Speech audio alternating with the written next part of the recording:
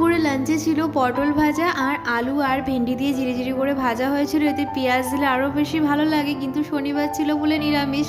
পুজোর জন্য করেছিলাম খিচুড়ি, কিন্তু একটাও মুখে দেয়নি। মটর ডাল করেছিলাম টমেটো আর আম দিয়ে, সর্ষে ফোড়ন দিয়ে টক ডাল।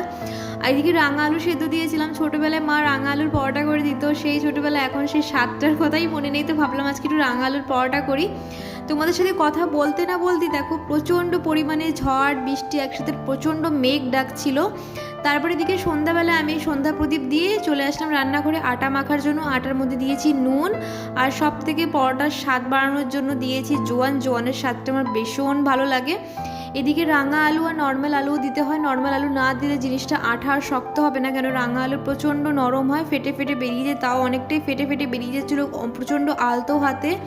রুটিটাকে আমি বেলার চেষ্টা করছিলাম, তাও সাইড থেকে বেরিয়ে যাচ্ছিলো। তো আজকের মিনি ব্লগ এই পর্যন্তই থাকলো, পরে দেখা হবে। আসি তাহলে।